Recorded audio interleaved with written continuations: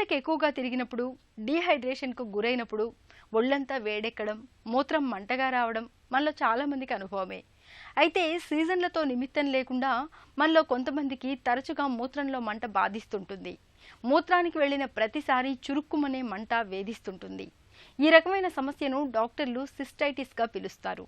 మూత్రంలో మంటకు కారణాలు, చికిత్సా మార్గాల గురించి ఇప్పుడు తెలుసుకుందాం.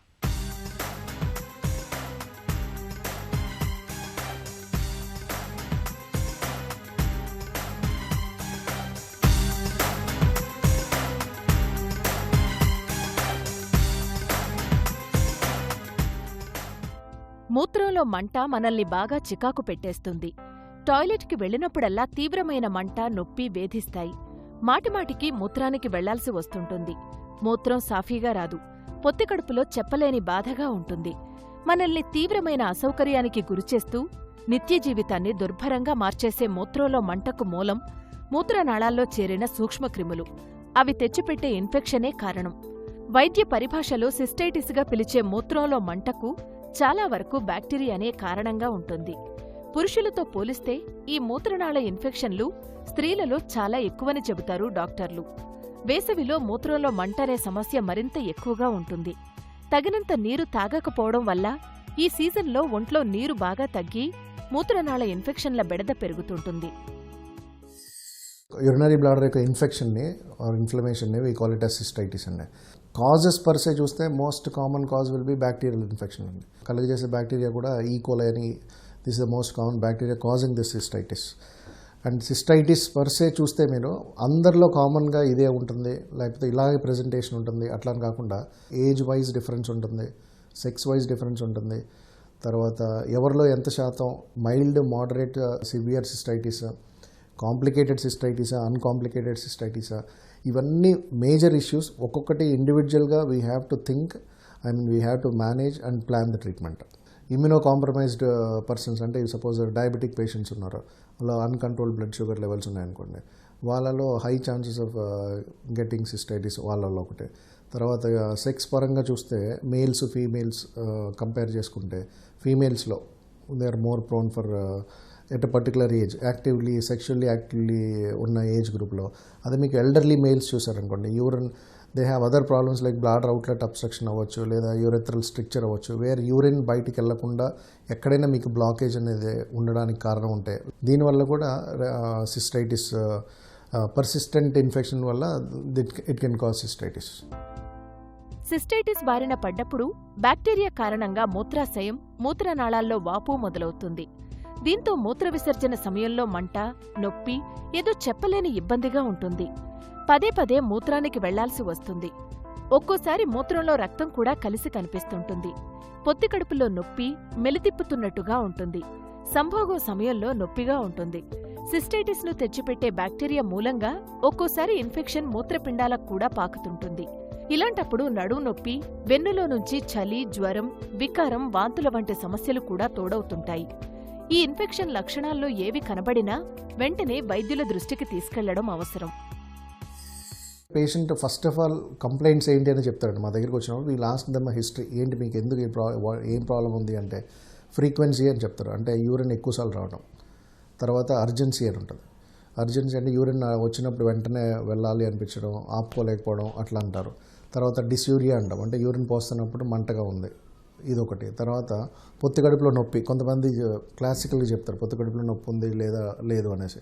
ఇవన్నీ దే ఫాల్ ఇంటూ ఈ సిమ్టమ్స్ అన్నీ ఉండి, సపోజ్ కొంతమంది వీటితో పాటు లో grade fever, high grade fever, chills వస్తున్నాయి, అండ్ షుగర్స్ అన్కంట్రోల్డ్గా ఉన్నాయి, వామిటింగ్స్ అవుతున్నాయి, పెయిన్ అబ్డమన్, అండ్ కొంచెం నెక్స్ట్ గ్రేడ్కి వెళ్ళే కొద్దీ వాళ్ళని ఇంకొంచెం డిఫరెంట్గా మేనేజ్ చేయాల్సి ఉంటుంది. వీళ్ళని ఎట్లా ఎవాల్యుయేట్ చేస్తామంటే first complete urine examination, basic urine test ఒకటి చేస్తామండి. దాంట్లో మనకి విల్ గెట్ రఫ్ ఐడియా, ఏంటి పస్ సెల్స్ ఉన్నాయా, ఆర్బీసీస్ ఉన్నాయా, ఏంటి ఎంతవరకు ఇన్ఫెక్షన్ ఉంది, బ్యాక్టీరియా ప్రెజెంట్ ఉన్నాయా, లేదా ప్రోటీన్స్ ఏమైనా పోతున్నాయా, అంటే దాన్ని బట్టి తెలుస్తుంది మనకి. ఈవెన్ బ్లాడర్ దగ్గరనే ఉందా ఇన్ఫెక్షన్, లేదా it has gone up in to the kidney levels వరకు వెళ్ళిందా అనేసి. Next we'll take the help of radio and diagnostics like ultrasound abdomen and pelvis. Wheel no assess the kidneys, దాని కార్టికోమెడ్యులరీ differentiation అంటాం.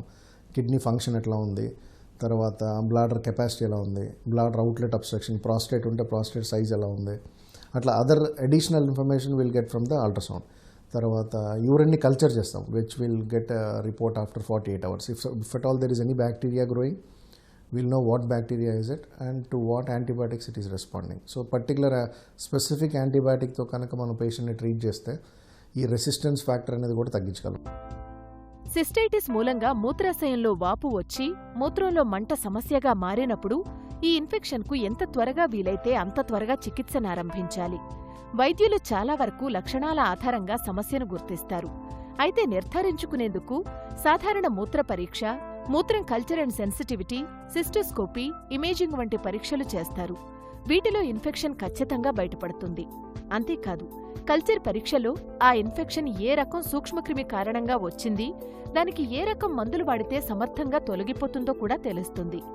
మూత్రనాళ ఇన్ఫెక్షన్లు వచ్చినప్పుడు ఏదో ఒక యాంటీబయాటిక్ వాడేయడం కాకుండా ఖచ్చితంగా ఆ సూక్ష్మక్రిమిని అంతం చేసే రకం యాంటీబయాటిక్నే వాడటం ముఖ్యం.